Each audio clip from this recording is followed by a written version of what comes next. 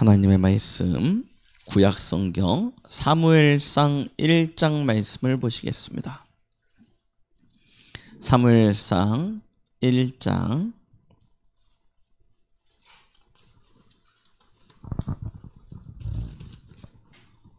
9절로 11절까지 말씀입니다. 9절부터 11절까지.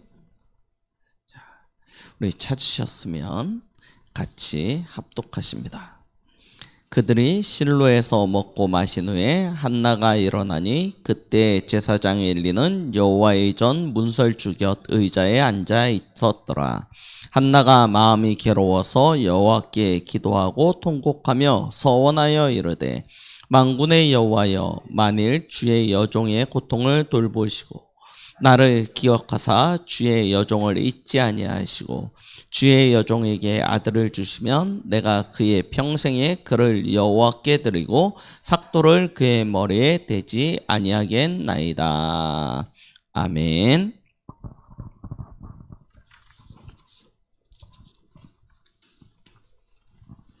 저희가 지난주까지는 사사기 시대를 보면서 아직 부족 국가였죠. 이스라엘의 왕이 세워지지 아니하였던 때였습니다. 그러나 이제 사무엘상부터는 왕정 시대로 넘어가는 과정과 이제 왕들이 세워져서 이제 역대상 왕들의 이제 통치를 통해서 왕정 국가로 넘어가는 그런 이야기를 우리가 함께 보게 되어질 텐데요.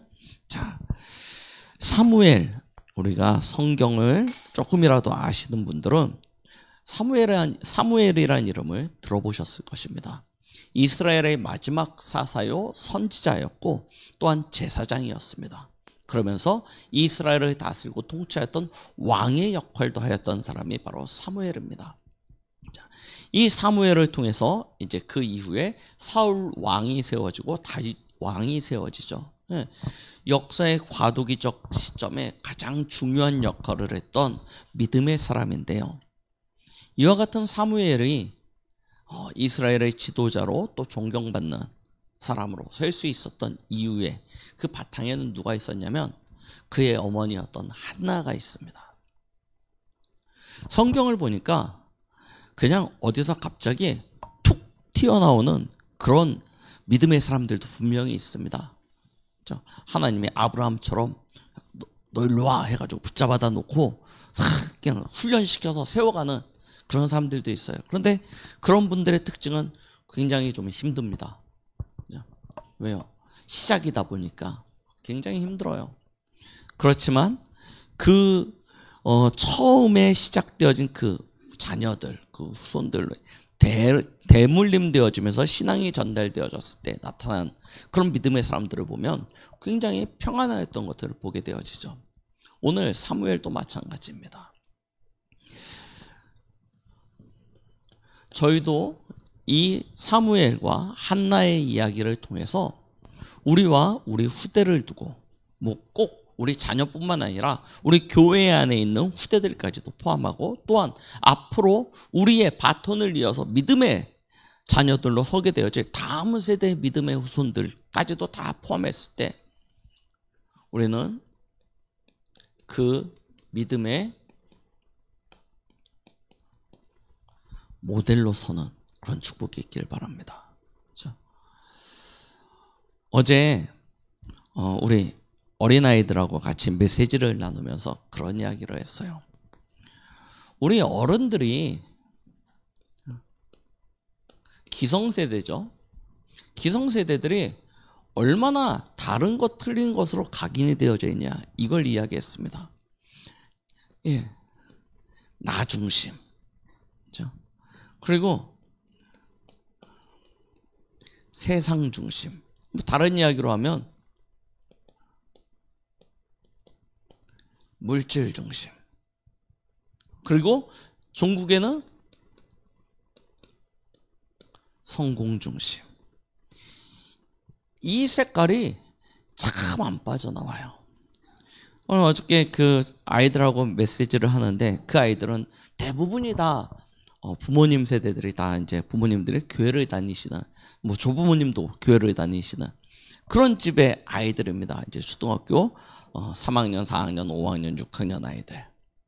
이 아이들하고 이 이야기를 하면서 무슨 얘기를 했냐면, 야, 니네도 참 이해가 안 되지 하면서 이야기를 한 거예요. 분명히 그죠? 막 70점 막 이렇게 맞다가 어느 날 공부를 해서 90점 딱 넘어가지고 집에 엄마 나 90점 맞았어 막 하고 들어오면 엄마가 뭐라 그래요? 아이고 잘했어 하는 게 아니고, 야 이 자식아 조금만 더 노력하지, 조금만 더 하지, 그럼 100점이었잖아. 우리나라 부모님들의 특징입니다. 아니 열심히 공부해가지고 성적이 딱 향상되어져서 집에 들어왔는데 잘했어 수고했어 라고 인정해주지 않고 뭐예요? 야 아유 조금만 더 했으면 100점 맞았을 거 아니야, 다음에 꼭 100점 맞아 그러고 넘어가요. 왜 그렇습니까? 진짜요. 우리도 모르게 여기에 딱 각인되어져 있다니까요. 공부를 잘하는 게 잘못된 것이 아니고, 그렇죠? 그렇게 표현했다는 게 나쁜 것이 아니고, 진짜 중요한 것은 무엇이냐면 과정보다는 항상 결실을 따져요. 열매를 따져요. 결과죠. 어떻게 해서든지 결과를 잘 가지고 오면 과정 자체는 어떤 방법을 써든 용납해주는, 그래서 지금 이 시대를 살아가고 있는 아이들의 인성이 어떻게 되어져요? 완전히 삐뚤어져 버려요. 다 뭐만 잘하면 되냐면 결론만 잘 가져오면 되는 거예요. 과정은 어땠든 상관없어요. 그러다 보니까 저희들, 우리 기성세대 어른들도 마찬가지죠. 잘 살았다. 여러분 인생을 돌아보면서 나 잘 살았어 하는 기준이 무엇입니까? 그렇죠? 왠지 우리도 모르게요, 그래도 남들 보기에 번듯한 그래도 집 방 한 칸이라도 가지고 있고, 남들 보기에 좀 부끄럽지 아니한 그런 어떤 외형과 그런 모습들도 갖추고 있고, 늘 그런 거를 가지고 이렇게 기준을 삼는 거예요. 그러니까 그 과정을 어떻게 살아가느냐를 별로 생각지 않아요. 그런데 저희는 아닙니다. 그게 아니에요. 우리는 결론도 중요하지만 더 중요한 게 뭐예요? 그 결론을 가기까지의 과정입니다. 과정을 어떻게 가느냐가 굉장히 중요해요. 저희는. 그러면 10년 뒤에 20년 뒤에 무슨 일이 일어날지 아무도 모르죠. 그죠? 우리가 지금 하고 있는 이 일이 어떤 열매를 맺혀지게 되어질 때 사실은 우리는 기대는 하지만 그대로 되어질 수는 없는 것이 인생 아닙니까? 그런데 우리는 늘 거기만 생각해요. 그러다 보니까 지금이라는 이 오늘이라는 이 시간을 대부분 그냥 망쳐버립니다. 이 소중한 시간, 이 최고 행복한 시간을 다 망쳐버린 채 늘 나중에 것만 생각하면서 가는 거예요. 그러다 보니까 이 과정을 충실하지 못하다 보니까 다 이루었다 생각하는 그날 어느 날 한숨에요 무너지기도 너무나 쉬운 거예요. 왜요? 과정이 너무나 허술해요. 그래서 결론을 딱 얻었다, 됐다 하는 순간 무너지게 되어지는 그런 결론을 갖게 되어지는 게 참 많습니다. 생각해 보시라니까요. 우리의 자녀와 후대들 앞에서 우리는 무엇을 이야기하고 있습니까? 무엇을 강조하고 있습니까? 복음이네 하지만 거기는 초등학교 아이들이 그 얘기 딱 하니까요, 야, 이상하지, 엄마들 왜 다 건다, 조금만 더 하지 하는 순간 애들이 빵 터졌어요. 왜 터졌을까요? 다 공감하는 거예요. 모든 아이들이 다 공감해요. 조금만 더 하지 100점 맞았을 텐데 하는 순간 애들이 막 맞아요 그래요. 그래요. 그렇죠? 더 열심히, 더 최선에 대해서 더 노력해라. 물론 필요하죠. 그게 나쁜 게 아닙니다. 당연히 그렇게 사람은요 살아가는 것입니다. 더 노력하는 거, 열심히 해야 되고 최선을 다하는 거 당연하죠. 그러나 그 과정을 또한 응답으로, 행복으로 누릴 수 있어야 되는 거지. 이거는 과정은 그냥 이거는 무시해버리고, 그렇죠? 아직 열매 맺혀지지 않았으니까 난 그거 위해서, 그러다 보면 어느 날 뭐가 와요? 한계가 와요. 벽이 부딪혀져요. 그때부터는요 도저히 일어설 수 있는 힘이 생기지 않습니다. 빨리 이 틀을 깨야 돼요. 이 틀을 깨야 돼요. 분명히 필요한 거지만 전부가 아닙니다. 그리고 이거보다 훨씬 더 소중한 것들이 많습니다. 작은 것에 매여서 진짜 중요한 것들을 놓치는 그런 실수를 범하지 않으시기 바랍니다. 그렇죠? 그러면 진짜 저희는 우리 후대들 앞에 믿음의 모델로 어떤 모습을 보여줘야 될까요? 그렇죠? 여러분, 우리의 여정은 하나님의 은혜로 살아가는 삶이죠. 은혜로 살아가는 거예요. 이걸 우리 아이들에게 이렇게 보여줄 수 있어야 됩니다. 보여준다는 건 억지로 그렇게 살아가는 척하라는 이야기가 아니에요. 그죠? 외식적으로, 외형적으로 그렇게 보여주는 것이 아니라 실제 내 삶에서 하나님의 은혜를 누리는 그런 삶의 모습들이 우리 후대들에게 보여져야 된다는 거예요. 제가 늘 드리는 말씀이죠. 불신자는 하나님을 알지도 못하고 볼 수도 없습니다. 그래서 누굴 봐요? 하나님을 믿는 사람을 봅니다. 그러면서 하나님을 알아가요. 우리 아이들도 마찬가지입니다. 눈에 보이지 않는 하나님을 어떻게 합니까? 어려서부터 메시지로는 많이 들었지만 실제로 하나님이 누군지, 하나님의 사랑이 무엇인지, 그 은혜가 무엇인지 알 수 있는 길이 우리 아이들에게는 아직 없습니다. 그래서 누굴 보냐면 하나님을 믿는 부모님을 통해서 알아가요. 보고 배워가는 거예요. 그래서 저와 여러분들이 누리고 있는 이 은혜가 전부라니까요. 진짜 복음이면 행복합니까? 복음이면 충분합니까? 예수 그리스도로 나는 감사하고 기뻐하고 있습니까? 복음이 곧 예수 그리스도잖아요. 예수 그리스도로 진짜 기뻐하고 행복하시냔 말입니다. 세상 나라가 아닌 내게 예비되어진 하나님의 나라, 우리 쉽게 얘기하면 천국이라고 이야기하죠. 영원한 하나님의 나라가 있고 내게 임한 하나님의 나라가 있고요. 나를 통해서 현장에 이루어져야 될 하나님의 나라가 있지 않습니까? 이 나라의 비밀을 우리는 실제로 누리고 있습니까? 그렇다면 우리가 오늘 살아가고 있는 그 삶, 이 삶 자체가 사실은 우리의 사명과 연결되어져서 가장 행복한 그런 날들이 되어져야 되겠죠. 진짜 은혜를 누린다는 것은 교회 와가지고 눈물 흘리는 게 은혜가 아니라니까요. 진짜 막 가슴이 덜덜덜 떨리고 머리가 찌릿찌릿해지고 대부분 그런 거 그냥 하고 하면 은혜 받았다라고 생각합니다. 근데 그거는요 진짜 은혜가 아니에요.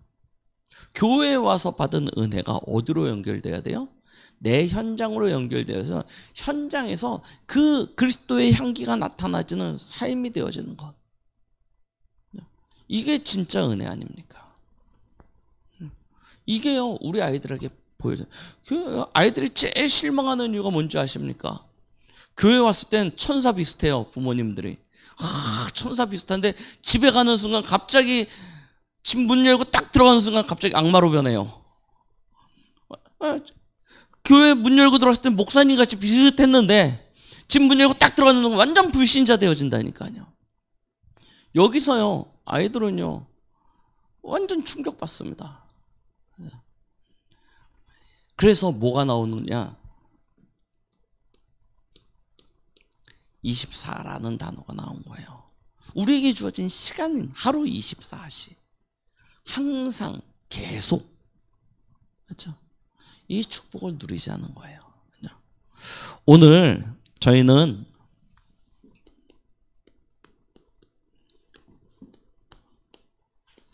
한나의 기도를 통해서 한나가 그의 신앙을 어떻게 자녀였던 사무엘에게 전달할 수 있었는지 그걸 잠깐 보도록 하겠습니다. 한나의 가장 중요한 인생의 전환점은 어디에 있었냐? 문제 가운데 있었어요. 응답을 통해서 인생의 전환점을 맞이한 것이 아닙니다. 문제가 왔는데 그 문제가 한나의 인생을 완전히 바꿔버렸어요. 이 문제 속에서 한나는 복음을 실제로 누리게 되어진 것입니다.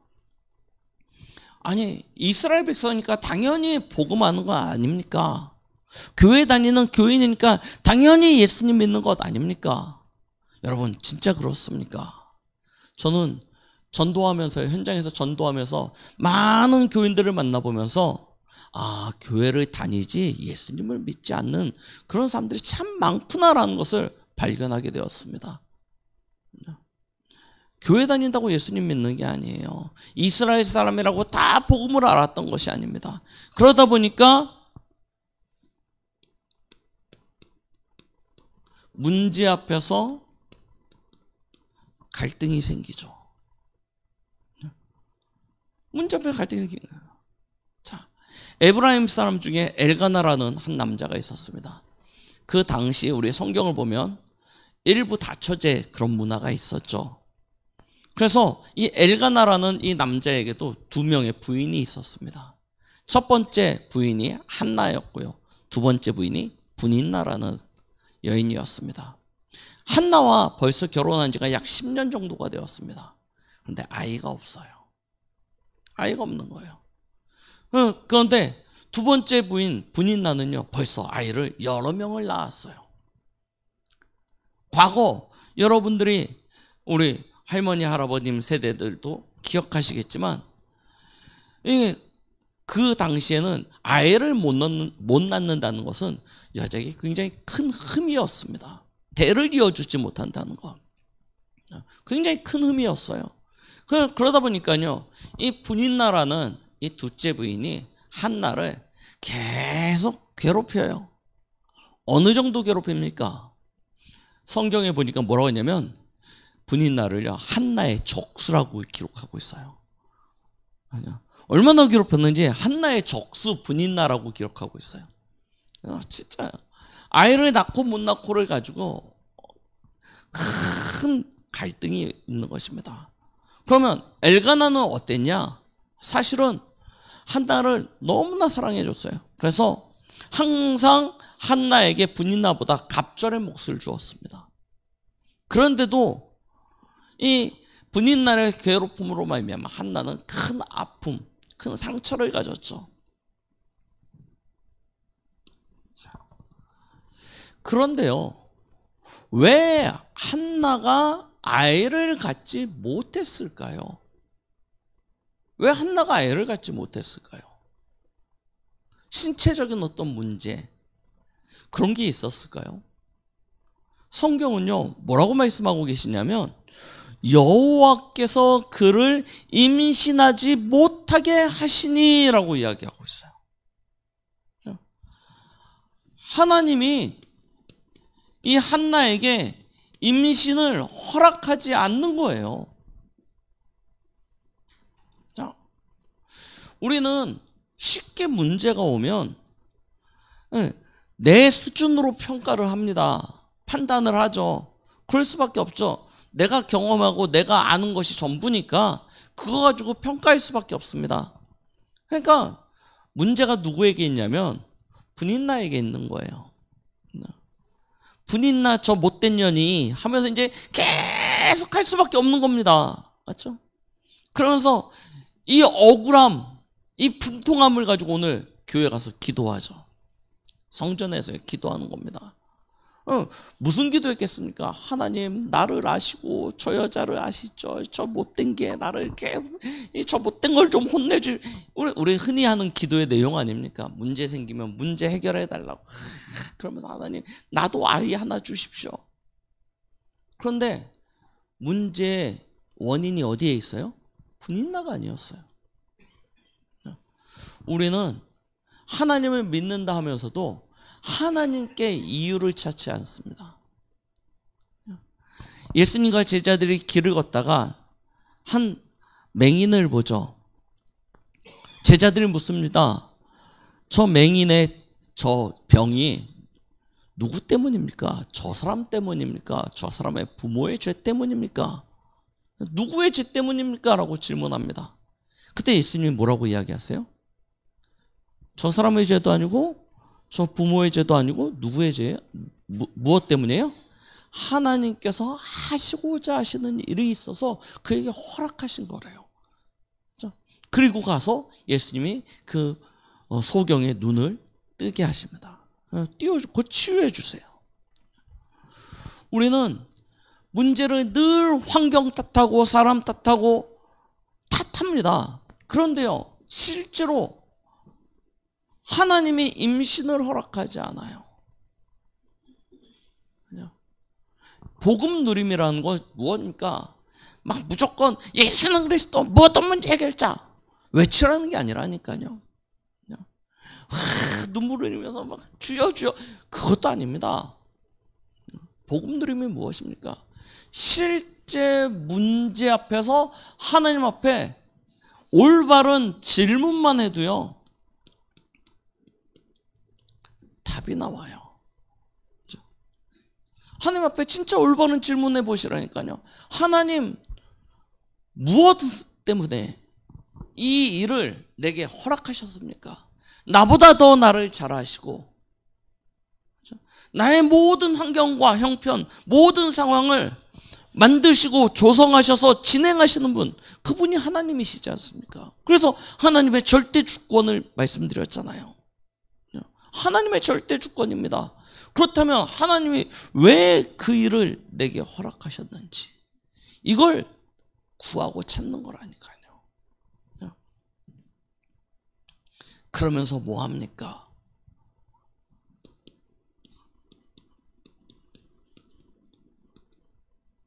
하나님 앞으로 나아가는 거예요. 머리로 하는 복음은 진짜 내 것이 아닙니다. 누군가를 배우고 흉내내는 복음은 진짜 내 것이 아니에요. 나의 삶 속에서 문제와 갈등과 어려움 앞에서 하나님 앞으로 나아갈 수 있는 그 비밀을 가진 자가 복음을 누리는 사람입니다. 그렇죠? 어떻게 하나님 앞으로 나아갑니까? 오늘 참 감사하게도 다행히 엘가나 집안의 전통이었어요. 뭘 했냐? 매년 하나님 앞에 가족이 제물을 가지고 하나님 앞에 나가서 제사를 드리는 그런 가족의 전통이 있었습니다. 매년이요. 그래서 성경에 매년제라고 기록을 하고 있는데요. 사실 그만한 개인이 오늘 나중에 우리 사무엘을 하나님 앞에 성전에 하나님 앞에 드릴 때 숫소 3마리를 끌고 가서 제물로 하나님 앞에 드립니다. 숫소 3마리를 끌고 갔어요. 그럼 그 정도로 하는 것은 엘가나 집안이 얼마만큼 여유있고 좀 넉넉한 집안이었는지를 단적으로 알 수 있죠. 사실은 일반 가정에선 그렇게 많은 제물을 하나님 앞에 드리면서 가족 제사를 하나님 앞에 드릴 일들이 그렇게 흔하지 않습니다. 큰 죄를 범했을 때 가난한 사람들은 비둘기 1마리 가져가서, 조금 그나마 여유 있는 사람들은 뭐 가져가요? 양이나 염소 가져갑니다. 소는 언제 잡냐? 나라를 대표하는 어떤 제사를 하나님 앞에 드릴 때, 그럴 때나 잡아요. 그러니까 흔히 있을 수 없는 일인데 엘가나의 집안은 조금 풍요로웠던 것 같고, 그러면서 매년 하나님 앞에 온 가족이 함께 제사를 드리러 나아가는 그런 문화가 있었습니다. 그러니까요, 여러분, 자녀들의 손을 잡고 교회를 온다는 것, 이거는요 굉장히 큰 축복입니다. 온 가족이 함께 하나님 앞에 예배 드린다는 것, 이것만큼 큰 축복이 없는 것이죠. 그렇죠? 하나님 앞에 나아갈 때 그냥 나가지 않았다니까요. 반드시 제물이 필요하죠. 그 제물은 어떤 제물이냐? 피입니다. 거룩하게 구별되어진 흠이 없는 소나 염소나 양이나 집비둘기나 산비둘기 새끼 중에서만 하나님 앞에 드릴 수 있었습니다. 그 피를 흘려 하나님 앞에 제물로 드리는 거예요. 이 피가 무엇을 상징합니까? 예수 그리스도의 십자가를 이야기하는 것이죠. 이 그리스도의 십자가를 의지하여 그 피를 통하여 나의 죄와 모든 허물을 사함을 받고 하나님 앞에 나아갈 때, 히브리서 4장 14절로 16절 말씀에 기록하고 있죠. 우리의 큰 대제사장 되신 예수 그리스도, 그를 의지하여 그를 중보자로 삼고 하나님의 은혜의 보좌 앞으로 나아가면 하나님께서는 우리에게 때를 따라 돕는 그 은혜를 주시겠다 약속하셨습니다. 이걸 저와 여러분들이 매일 삶 속에서 누리는 거예요. 문제, 갈등, 어려움, 그 속에서요 진짜 이 복음의 비밀을 누리는 것이죠. 그러면 보세요. 오늘 한나가 하나님 앞에 나아가서 기도합니다. 어떤 기도를 했냐면 처음에는 우리와 비슷한 수준으로 기도를 시작했습니다. 하나님, 너무 억울하고 너무 힘들고 하나님 이 문제 해결해 주십시오. 하나님 앞에 구하는데 기도가요 진짜 하나님 앞에 나아가서 은혜를 찾고 하나님의 그 복음을 누리는 사람은요 어디로 발전되어지냐면 하나님의 뜻을 구하는 기도로 발전되어집니다. 문제 해결을 위한 기도가 아니고 하나님의 뜻을 찾는 기도가 되어져요. 지금 이 당시가 어떤 시대입니까? 굉장히 혼란한 시기였습니다. 부족 국가에서 왕정 시대로 넘어가는 그 중간 사이에 그 주위에 있는 블레셋이라는 나라가 계속 이스라엘을 침범해 옵니다. 그러니까 블레셋과의 계속되어지는 전쟁이 계속 일어나고 있어요. 자, 전쟁이 일어나면 어떤 일이 일어나죠? 생명이 당연히 잃게 되어지는 일들이 일어나죠. 많은 남자, 젊은 청년들이 전쟁터에 나가서 목숨을 잃는 것입니다. 그죠? 자식이 없어서 마음이 괴롭고 그 분인 나의 괴롭힘으로 마음이 아프고 또 남편의 대를 이어주지 못하는 그것 때문에 막 짓눌려 있는데 사실은 그게 문제가 아닌 거예요. 아이 낳으면 뭐합니까? 그죠? 얼마 안 돼서 이 당시는 열 몇 살 되면 전쟁 나가지 않습니까? 지금처럼 뭐 20대에 나가는 것도 아니고 10대가 넘어서면 전쟁 나가야 됩니다. 창 들고 칼 들고. 그러면 살 확률보다 죽을 확률이 훨씬 더 높아요. 진짜 아이 낳는 게 문제입니까? 잘 보시라니까요. 사회적으로는 블레셋과의 계속되어지는 전쟁입니다. 그런데 영적으로는 어떻습니까?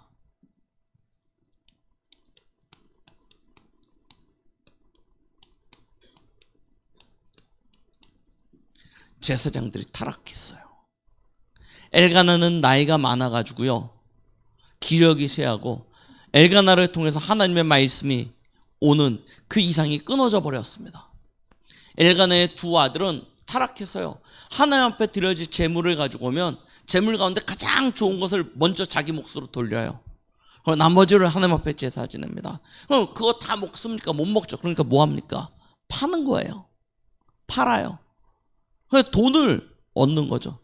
그런 흐름이 나중에 신약시대로 가면 어디까지 발전되어져요? 성전에 장터가 세워지는 거예요. 그런 상황이에요. 완전 제사장들이 타락해서요 죄 가운데 있는 것입니다. 더 나아가서요 그죠? 사회 구석구석에 이방신들의 우상이요 가득해 있습니다. 이런 상황에서 아이 한 명, 사내 아이 한 명 더 낳으면 이 아이는 어떤 어떤 상태가 되어지겠습니까?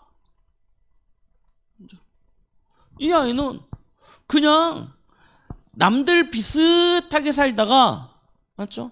비슷하게 산다는 건 이방 우상에 빠져서 타락하다가 나중에 좀 힘쓸만 하면 전쟁터 끌려나가서 죽는 거예요.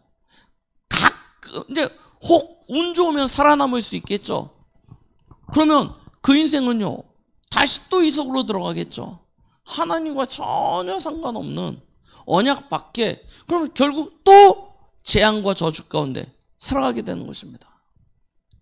그때 하나님이 한나에게 기도 중에서 깨달음을 허락하셨다니까요. 그렇죠? 하나님 앞에 질문하고 답을 구하는 것이죠. 하나님이 그 질문에 답을 주시는 거예요. 깨달음이에요. 아, 그냥 사내아이가 필요한 것이 아니구나. 엘가나 가문에 한 명의 사내아이를 낳아서 그에게 대를 물려주는 것이 중요한 것이 아니구나. 하나님께서는 진짜 복음 가진 언약 아는 그런 한 명의 후대 렘넌트를 원하시는 거구나. 세상 성공하는 것, 좀 남들보다 잘난 것, 그게 아니고요. 진짜 복음하는 렘넌트 원하시는 거구나. 그래서요, 뭐하냐? 이 언약의 바톤을 전달할 수 있는 렘넌트. 그래서 뭘 붙잡냐? 나시린입니다. 태어나면 이 아이를 하나님 앞에 드린다는 거예요. 그의 머리에 삭도를 대지 아니하겠습니다. 나시린, 우리 몇 주 전에 나시린의 그 약속을 함께 보셨죠? 그 고백을 통해서 사무엘을 하나님 앞에 드리기로 서원합니다. 하나님, 이 아이는 하나님의 구별되어진 사람입니다. 하나님 앞에 드리겠습니다. 라고 해요. 그렇게 하나님 앞에 서원했을 때 하나님은 한나에게 응답해 주시죠. 이 기도를 들었던 엘리 제사장이 한나의 기도에 축복합니다. 얼마나 통곡하면서 애통함을 가지고 기도했든지 한나가 이게 멀리서 보고 있는데 술 마신 여자가 와가지고 웅얼웅얼 하면서 막 술 취한 것처럼 막 주정하는 것처럼 보이는 거예요. 그래서 너 왜 술 마시고 여기 교회 와가지고 이러고 있냐? 라고 했더니 한나가 이야기하지 않습니까? 내가 너무 억울해서 너무 한이 있어서 하나님 앞에 기도하면서 이 불쌍한 여인의 기도를 기억해 주십시오 하면서 자기의 사정을 쭉 하면서 내가 어떻게 하나님 앞에 서원하였는지 이것까지 쭉 이야기합니다. 그랬더니 엘리 제사장이 한나를 축복해줘요. 한나를 축복해주고 그리고 난 이후에 남편 엘가나와 동침했는데 하나님이 허락해 주십니다. 그렇죠? 생명이 그냥 오는 게 아니라니까요. 우리가 원해서 아이를 갖고 원해서 아이를 낳고 그런 것처럼 보이지만 하나님이 허락하시지 않으면요 잉태될 수도 없고요. 하나님이 허락하시지 않으면 이 땅에 출생할 수도 없는 것입니다. 모든 생명은 하나님의 손에 있습니다. 그렇죠? 그래서 사무엘이란 이름의 뜻이 뭐예요? 사무엘 많이 들어보셨죠? 뜻이 무엇입니까? 쉽게 기도응답이에요. 내가 여호와께 그를 구하였다. 내가 기도해서 받았다는 것입니다. 사무엘이라는 이름의 뜻이에요. 내가 여호와께 그를 구하였다.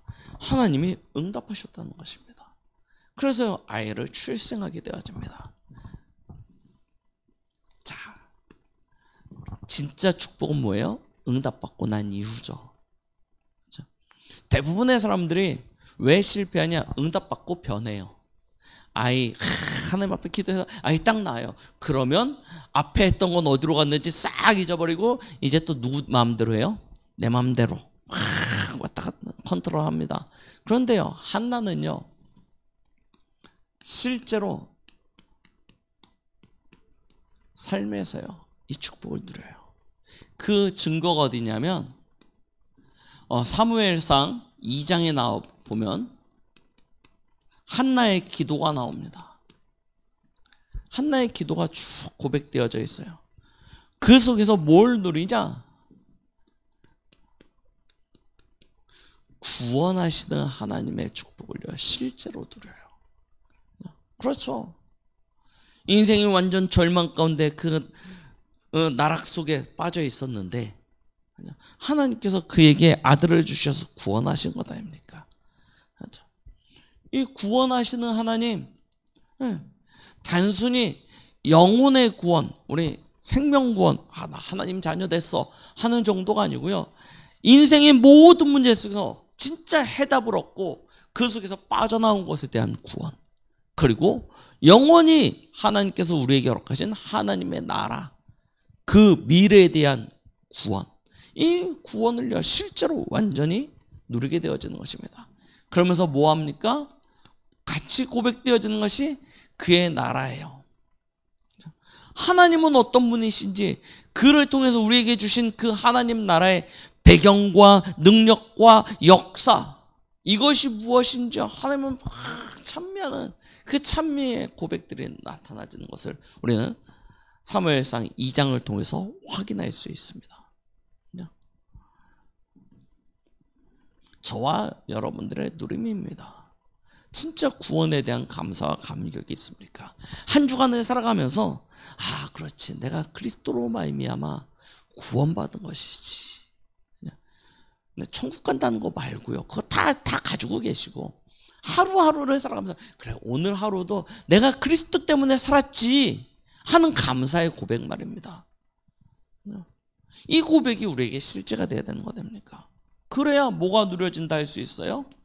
하나님의 나라, 그의 능력과 권세와 이게 실제로 누려지는 거예요. 그래야 저와 여러분들은 증인되어지는 것이죠. 그렇죠?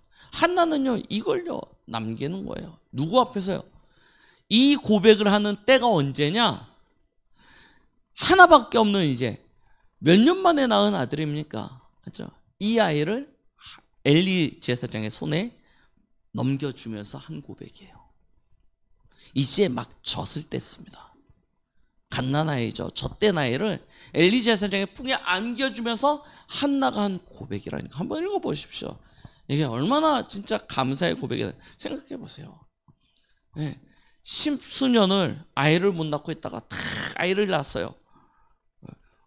이게 눈만 감아도 막 떠오르지 않겠습니까? 아이 얼굴이. 어디 나가 있다가도 그냥 아이 빨리 보고 싶어서 확 집에 들어오고 하지 않겠습니까? 그런데 그 아이를 하나님의 전에 엘리 제사장의 품에 안기는데 울면서 아이고 이거 어떻게 하면서 한 게 아니고요.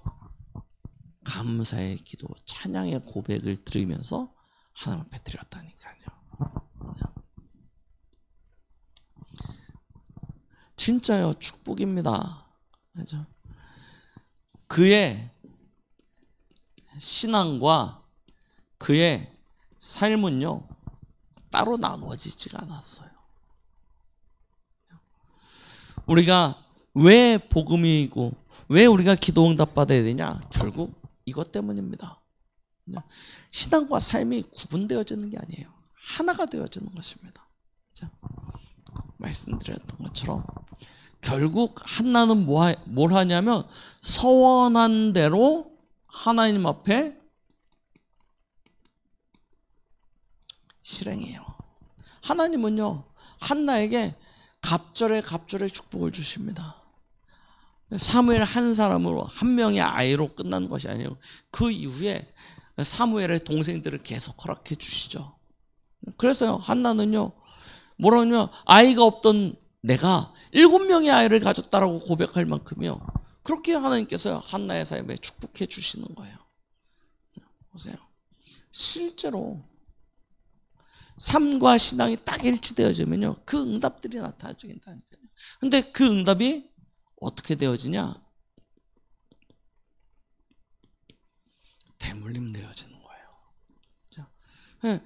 여러분들은 낙심하지 마십시오. 지금 내가 이렇게 믿는데 우리 자녀들이 말도 안 듣고 교회도 안 나오고, 그거요 아무 고민거리 안 됩니다. 왜 그러냐?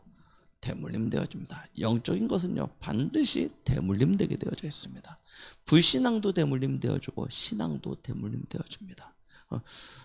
결국 저 아이가 왜 저렇게, 아니에요. 누구 문제냐? 내 문제예요. 납니다. 나의 문제는 무엇이냐면 신앙과 삶이 하나가 되어지지 않고 있는 부분이 문제인 거예요. 그래서 오늘 한나의 기도를 보면 기도하면 응답받는다, 당연하죠. 그 이야기 하려고 하는 게 아니라니까요. 진짜 여러분들의 삶에서 복음 가지고 계십니까? 그렇죠? 그럼 그거 붙잡고 기도하십시오. 하나님께서 들으시고 응답하십니다. 응답받고 난 이후에 어디까지 가셔야 된다고요? 삶과 신앙이 딱 하나 되어질 때까지. 그렇죠?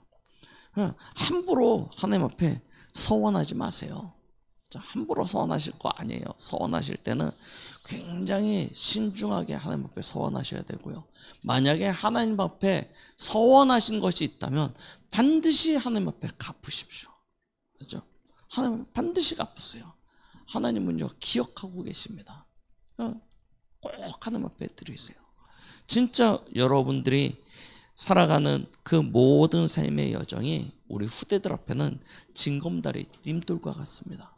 하나하나 여러분들의 뒤를 따라갑니다. 하나님께서 여러분들을 이 시대에 또 오고 오는 후대 앞에 영원한 믿음의 모델로 한나와 같은 그런 축복을 주실 줄 믿습니다. 또한 여러분들의 후대는 사무엘과 같은 한 시대를 살리는 그런 주역으로 서게 될 것을 예수 그리스도의 이름으로 축복드리겠습니다. 기도합니다. 하나님 아버지 감사드립니다. 오늘도 우리에게 말씀 주심을 감사드립니다. 주신 말씀 우리 기억하며 이제 우리의 신앙의 한나의 그 신앙을 본받기를 원합니다. 또한 우리의 후대는 사무엘과 같은 그런 믿음의 언약의 후대로 서길 간절히 소망합니다. 하나님께서 기억하시고 우리와 우리의 후대를 축복하시사 강북과 이 민족과 237 세계복음화의 응답을 누리는 복음의 가정 가문 되어지도록 축복하여 주시옵소서. 예수 그리스도의 이름으로 기도드렸습니다. 아멘.